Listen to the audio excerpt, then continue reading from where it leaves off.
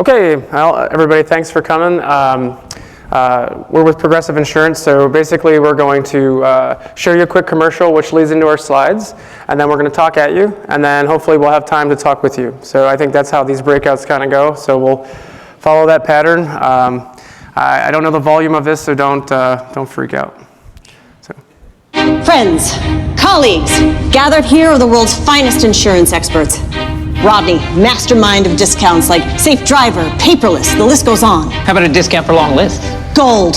Mara, you save our customers hundreds for switching almost effortlessly. It's a gift. And Jamie. Present. Together, we are unstoppable. So, what are we gonna do? Insurance. That's kind of what we do here. So that's kind of what we do, and I'm Rick Bliss. I'm Jeff Mershek. And this is kind of one of the places we do it. So I've been with data science, and Jeff's part of our infrastructure team. Right? Yeah, so I've been with Progressive for about 12 years, and I'm server virtualization subject matter expert, done a lot of Wintel and server stuff. But in the last year or so, I've been working with Rick, establishing our OpenStack environment. Cool.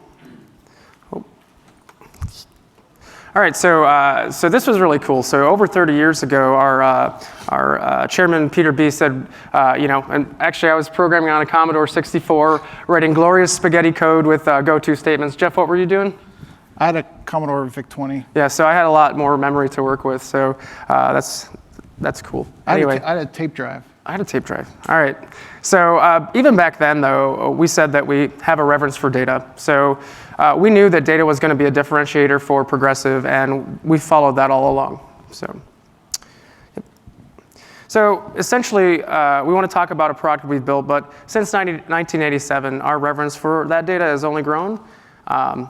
So we have a product named Snapshot, and essentially, it bases your rate on your actual driving. And so the better you drive, the more you can save. So why we like this story is that Snapshot has actually gone through an evolution over 20 years. And the funny joke here, I was trying to go through what I call corporate anthropology, where if you look to the device all the way to the left, it looks like a power amplifier. It even has like RCA outputs on it. Yeah, and I'm like, is that a joke? And it's not a joke. Snapshot was our first attempt at building a device that could measure how people drove. And it was clunky, it was not commercially viable, but we knew that we had something when we could differentiate and actually quantify that people drive differently. We all know they do, but we have to put numbers to that. So we worked on that. In 2004, we came up with the old type of USB plug-in module that went into your ODB port.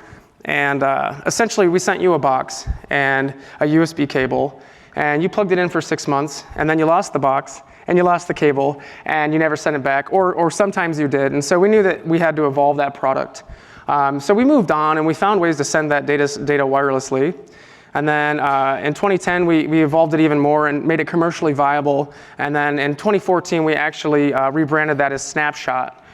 So we had a good product, but we knew that we also wanted to get data from other things besides an ODB port. We want to look at Internet of Things and mobile as a device, right?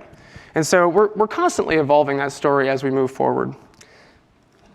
So this is kind of a neat little comparison. We've done almost 3 billion trips, and we show this linear growth of these, or Voyager, the satellite we put up in the late 70s, over what we had to do with exponential growth in the miles we were tracking. So Voyager's cool, but we just want to show that like large data growth that we have to track. So we started getting all this snapshot data, and we were using classic systems to try to process that data. And we were watching our processing time go up as our data went up. And so we knew we had to do something different. And that's where we kind of saw Hadoop and big data, come to Progressive.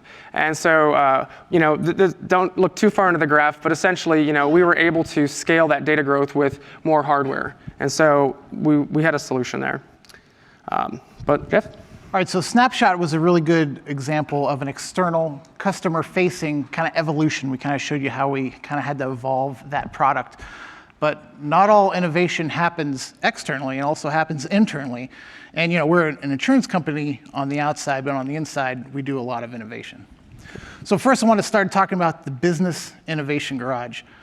This was established in 2013, and it was kind of our first pseudo private cloud. And back then, we didn't really use that term.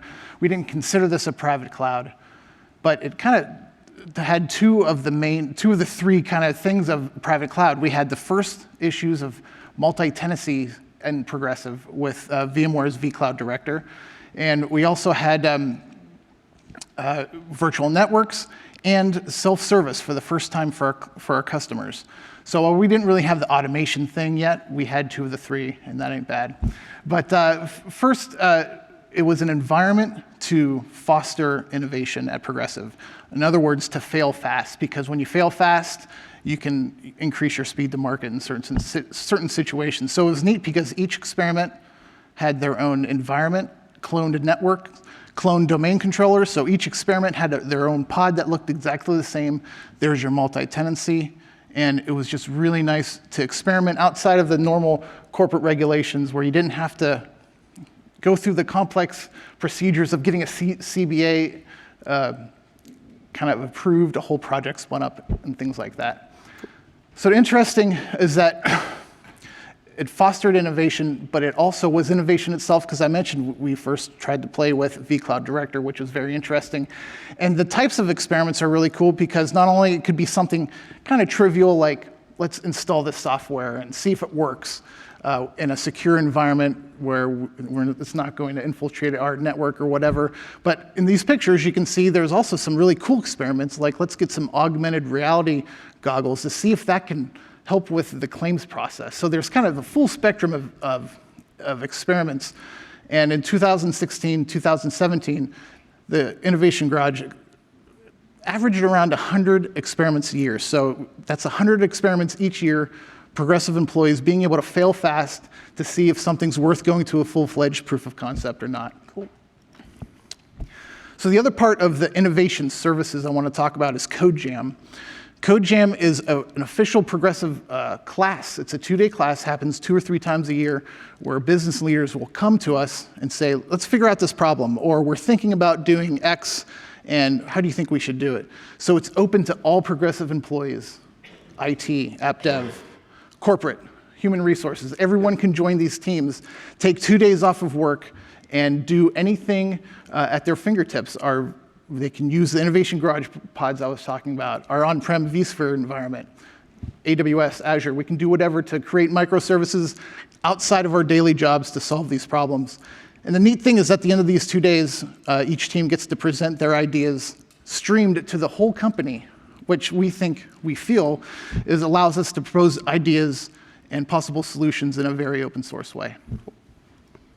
So Progressive, we'll just say, I like this saying, we're a mainframe to a serverless shop, meaning that we'll take any solution that provides value to our customers.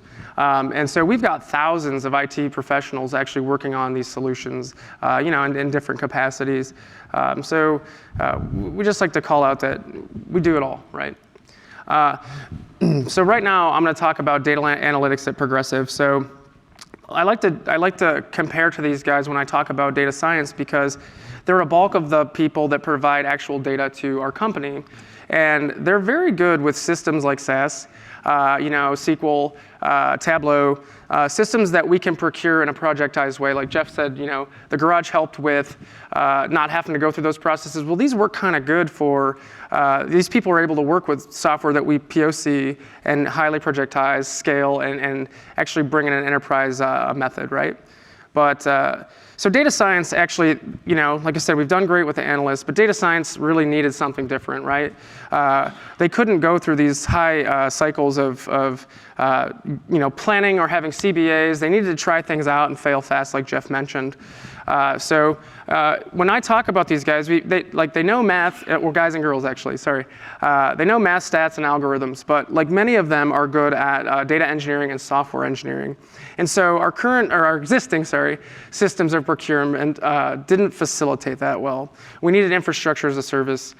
We needed them to be able to get their models to our customers quickly. So we started this project a while back. I became embedded as an infrastructure engineer to work with the data scientists to understand how we could recreate our infrastructure procurement model to service them.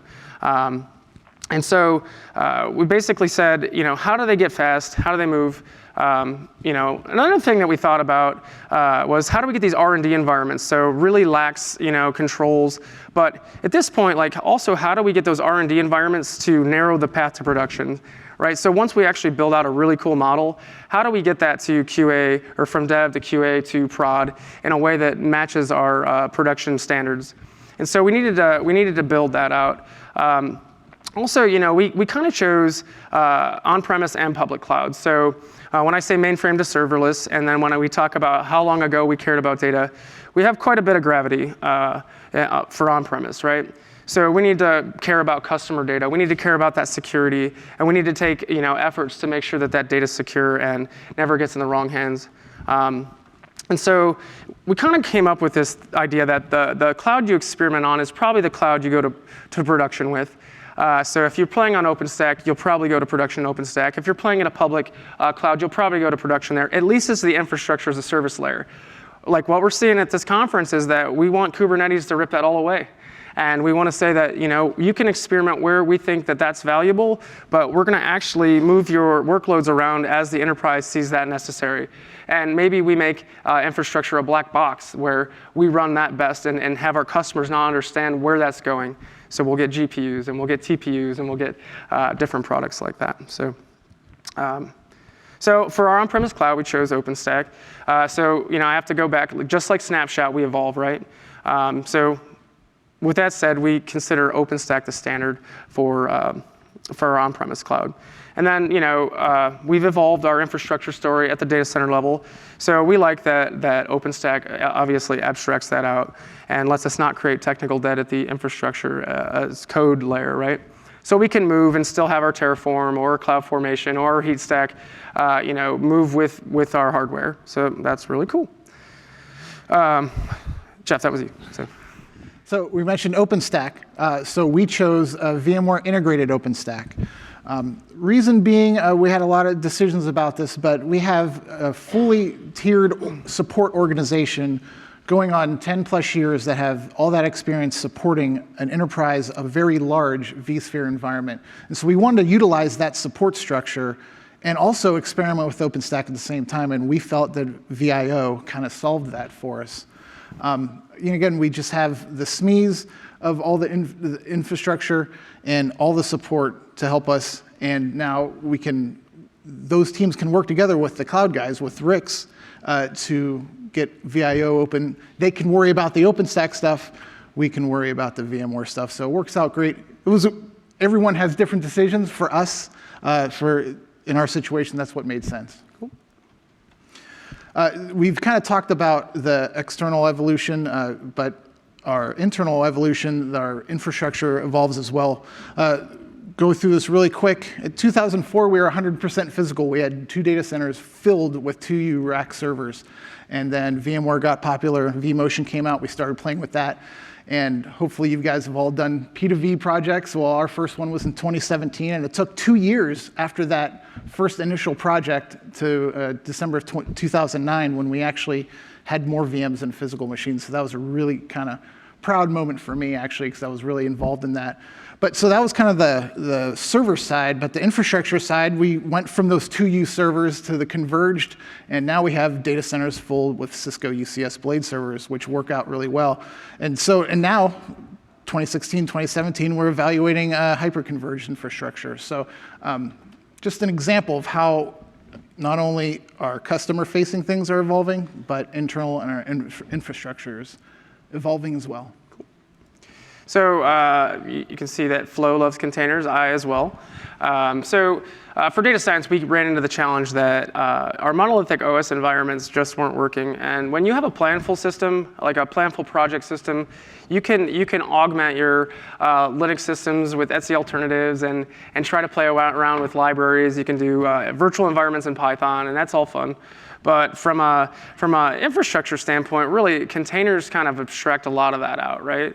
And so we saw containers, or see containers, as a way to get developers to be able to move this software from their dev instances right up to production without immutability.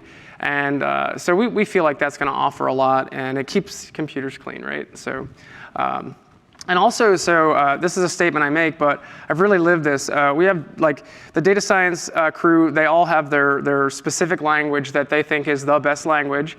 And and that's true. Like whatever works for you is the best thing, right? And so how do we get those models to production when we have multiple languages? Well, it turns out that it will be Kubernetes, but containers helps that as well. So here we talk about Kubernetes, right? And I don't know if you guys have heard of this, but Kubernetes, sorry, but it solves, I even feel bad doing this slide, but Kubernetes solves many distributed computing problems. So in the past, we would configure F5s, we would do load balancing, we would do stress tests, we would say, what's your planned capacity? And now, we don't have to do that. So, there's some other tools in there that help that, but Kubernetes is the application or platform that lets us do that. It helps us create density. So in the past, we were procuring for projects by VM, right? So that meant a VM set based on your load in dev, a VM set in QA, a VM set in prod, and so lots of VMs. But we don't have to do that with containers, right? We don't have to ask you to forecast your load. We don't have to create all these different environments. We get to kind of make sure that these are environment specific, but on the same hardware, or whatever way we decide that we're going to divide that up. So density is a good play, but ultimately the real play is that people are able to get their code on infrastructure that's pre-procured, and they're not having to go through the service request to ask us if they can please have a VM. So, and I know there's some here that's a weird story, right? You're like, we're a small company, what are you talking about? But Progressive is fairly large. I mean that jokingly, we're really large, and so we have to create standard procedures for some things, but now we're saying we need to also create autonomy as well.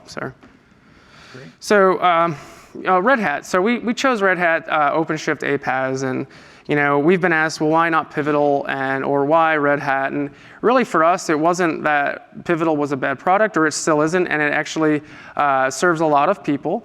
But we saw when we jumped into the APAS space, Kubernetes was like it, right?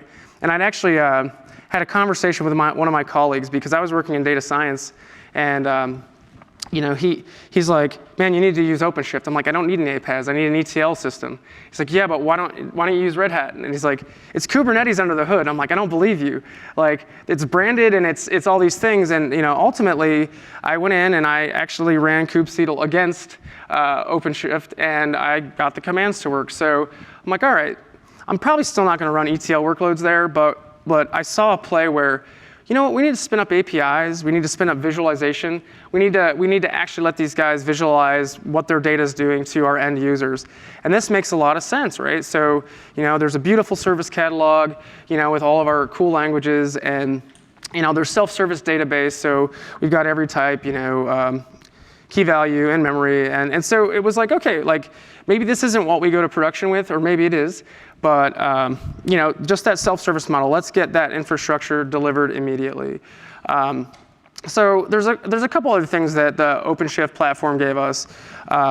We've set up DNS in which we have wildcards, right? So we don't, for at least the development standards or the development realm, you can spin up a project and it's already wildcarded so that developers can get right to their applications immediately. They're not entering a IPAM request or anything like that. We also, for those domains, set up wildcard SSL, and that's currently only in dev right now. But that also lets them secure their endpoints without having to go through our vendor's request process. So that's really cool. And then, HA proxy is built in, right? So whenever we spin up our pods, they get load balanced properly. And so there's no big vendor load balancing requests, and it's all self-service. At the time, Kubernetes, when we implemented at the time, Kubernetes didn't really have a great RBAC story. And that's certainly evolved, but Red Hat had put a lot of work in there to create enterprise systems and enterprise roles, which we sought as a critical feature for an enterprise our size. And then for the developer interaction, Red Hat actually gave us, or OpenShift gave us many levels of interaction. So they have a product called source to image, which means you can actually just webhook your GitHub code, and it will say, okay, this is a Node app. I'm going to put this in a container, and I'm going to build your container, and I'm going to spin that up, and we're going to go from there. Now, we haven't brought this out to mass hordes, so we haven't gone too far down that path because we'd rather build at the container or Jenkins level, but we're still evolving this entire story, right? And we'll see where it goes. But yeah, so OpenShift's done quite a bit for us, and we're actually running some production workloads there. So, okay. So I talked about how I'm probably not going to do massive ETL workloads on a Paas. And I think Red Hat would like to hear differently, but I don't know if licensing works there, right? And so when we looked at VMware VIO, we saw that they also offered VIOK, which is an enterprise-supported distribution of Kubernetes. It also has some enterprise roles in it, but it allows us to spin up those multi-node, 100 nodes clusters that we want to do ETL on, right? And so we don't care about the whiz-bang DNS stuff. We just want to process some big data. And we think that this may be a great option for us to try.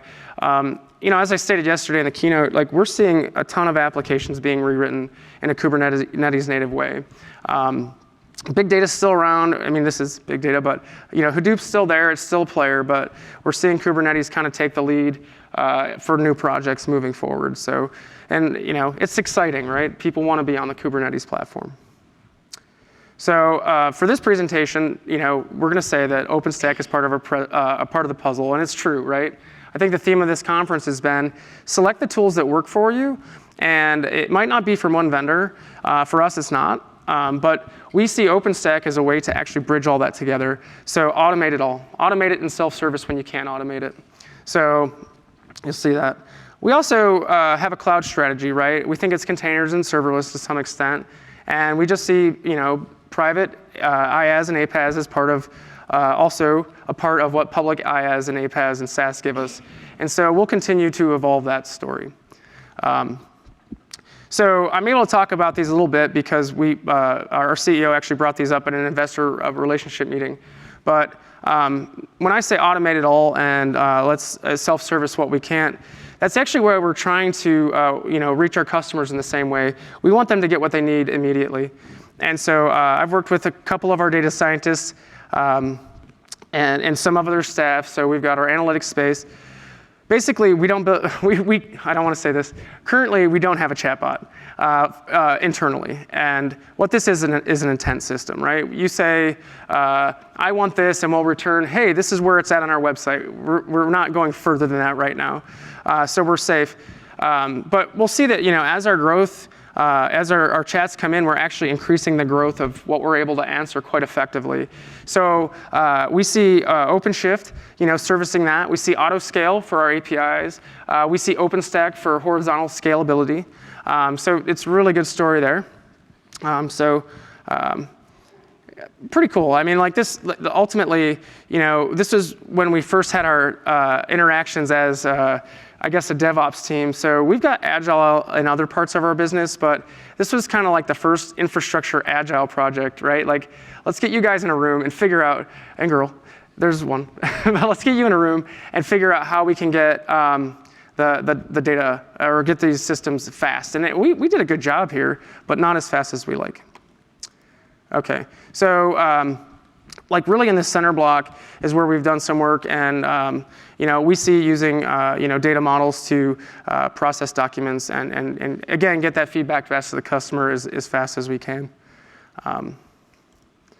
So ultimately, we see public and private cloud going up and classic IT going down, just for the name of automation for us. So this was actually brought up yesterday. I like that this one's broke, because the one that they showed yesterday was all green. And the fact is that you would use a multi-cloud strategy because things do break. And so that's kind of the neat message there. But this is just showing that OpenStack's part of that, bare metal's part of that, and all of our public vendors are part of that story. And then we see kind of that stack of open source technologies driving the way, right? So and this is kind of the end of our message, really, is that most of this has been not about the tools, right? It's been about culture and embracing change. So that's been where a lot of our work has been done. Educate, educate, educate. Say why these tools actually help us do things faster. Why are they valuable to our business? So we've actually spun a cloud organization up very recently just to focus on the automation aspect. So we've got quite a few people working on public and private systems there. And then also the agile story, we're starting to see that proliferate our business, where we say, these people that work together as a standing team are really starting to move products when they have to. Sorry, I don't know if I go back, but yeah, there we go. So yeah, this slide was basically for me to say that we're hiring. So check out our website, and I won't blather on about that, but we're looking for talent, right? Always. So this is the thank you, and this is also where I say, if you have questions, we'll field them. So thank you. Good job. Any questions? Please use the mics in the aisles. You must have a lot of sensitive data and the strategy between using private cloud and public cloud. How do you make the distinction about what type of workloads go into the public cloud and the private cloud? Excellent presentation, by the way. Oh, thank you. What we're trying to do, we don't actually have a monolithic policy, right? We have this product is very highly sensitive. Let's make those decisions on a use case basis, right? But I really can't go into very specific policy on that, so sorry about that. So thanks for asking, though. On the networking side, Yep. What do you deploy there? Because I saw the SAN and then moving to hybrid and hyper. Have you moved away from fiber channel to iSCSI, ISCR? And when you did that, did you move away from layer 2 to layer 3? BGP Calico type environments? So Marcos, maybe you can talk about some of the VIO stuff there. I can talk about the SAN side. So still using mainly fiber channel. However, for all of our, so I'm talking from a VMware aspect, for all of our virtual clusters, all of our RDMs, we're moving those to all iSCSI. So all of the clusters and everything like that will be moving to iSCSI, but we're staying on fiber channel for that. But Marcos will be able to talk about the network. Yeah, my name is Marcos Hernandez. I'm with VMware, and I have the pleasure to be the engineer supporting the networking efforts of Progressive for their OpenStack and OpenShift project. So a little bit of a background there. In the initial implementation, we're going in the OpenShift environment. We're using NSX, and we're using the vSphere edition of NSX, which doesn't really understand or see Kubernetes pod. So we're leveraging Flannel in that environment as a first step. And then the idea, as we evolve this offering inside of Progressive, is to migrate them to NSX-T, which is our native container support platform, which integrates directly into Kubernetes and puts Kubernetes pod on the same level as VMs and bare metal workloads. So that is the plan. So no Canal, Calico, or anything. They went with a private vendor provided SDN backend. Yep. And there's a play because we can't ever say that we commit. So Yep. Yeah, VMware would love us to do everything, but no, Yep. it's a good plan, and we've been demoed the projects, and they look really cool. So. Interesting thing about Marcos is when we first started to play with VIO, me and him had many conversations, multiple hour sessions. We were walking through the installation. So actually find Marcos if you have VIO questions about your own company, because he was one of the most helpful resources I've used. So Thank you. Hi, this is Anant. Do you have any information that you can share about what kind of tools you use for the machine learning part? For getting the data from these containers and maybe cleaning. I know you touched upon the data science a little bit, but is there anything that you can share, or any of those tools? Or something? I can be very general. We use NLP. We use obviously open source OCR technologies. I actually can't be very specific on some of that stuff. I guess as far as I can go is to say that we've developed, pipelines that allow us to get these models to production. But, some of this is still very new, and a lot of it's quite proprietary. So I'm sorry about that. And I would love. So if we do a good job here, maybe we'll get with, PR, and they'll be like, it wasn't so bad. It didn't hurt as bad as we thought. And they've been actually very wonderful. Sarah's been great. So, this was our first go at OpenStack. So hopefully next time we can be a little more in depth on the content that we give. So, thank you.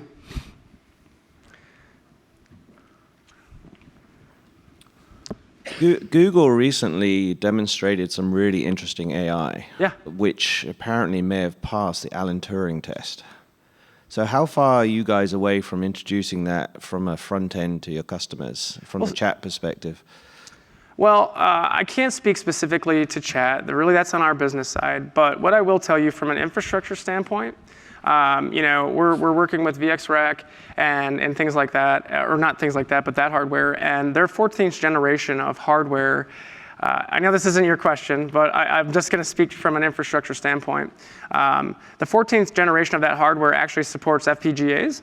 And so we're excited, we've got major cloud vendors that have, TPUs, or they're coming up with, application-specific integrated circuits, right?